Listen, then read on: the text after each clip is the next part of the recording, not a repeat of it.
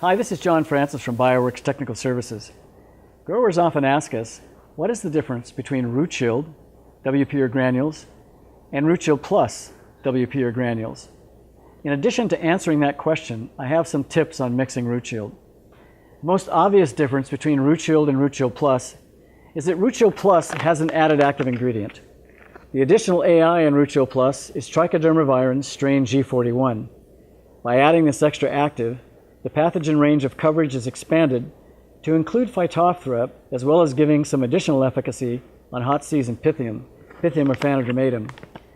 Some of the differences between the two actives include growth in different areas of the root zone, different maximum temperature tolerances, and different modes of action. So which one should you choose? If you know your disease problems stem from just the pathogens listed on the RootShield label, Pythium, Rhizoctonia, Fusarium, Phalaenopsis, and Cylindrocladium, then great results will be had from using RootShield WP or granules.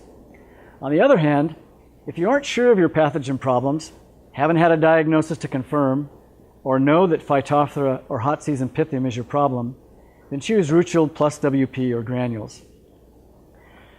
Now let's talk about some mixing tips for RootShield WP and RootShield Plus WP. Since they mix up the same, when I refer to RootShield, I am referring to both formulations.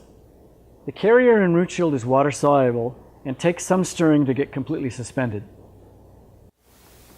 After putting part of the water into your stock tank, start adding the RootShield somewhat gradually while stirring.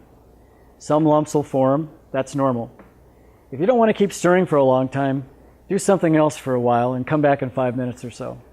The lumps will then be wetted and go into suspension. While RootShield is a significant improvement over the clay formulation of PlantShield HC, it still requires agitation. In fact, all pesticides should be agitated for thorough mixing and to ensure continuous active ingredient concentration from start to finish. If you have a means of agitation, turn it on while mixing and keep it running during the drenching process. Of course, hand stirring is always an option, but far easier is to drop in a small fountain pump like this little giant PAAA or a battery-powered pump like the Atwood Water Buster that uses D-cell batteries. Once thoroughly suspended, the RootShield mixture can then be run through an injector and drenched onto the crop. RootShield, because of its water-soluble carrier, works well through drip systems, tape or emitters, as long as the filter is at least 155 mesh, around 100 microns.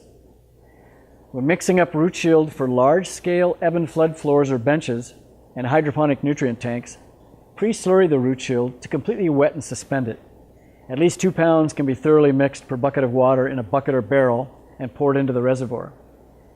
If you have any questions on what I just explained or any other questions about BioWorks products, you can visit our website at bioworksinc.com and email us using our Ask the Experts portal or call us at 800-877-9443. Thanks for watching.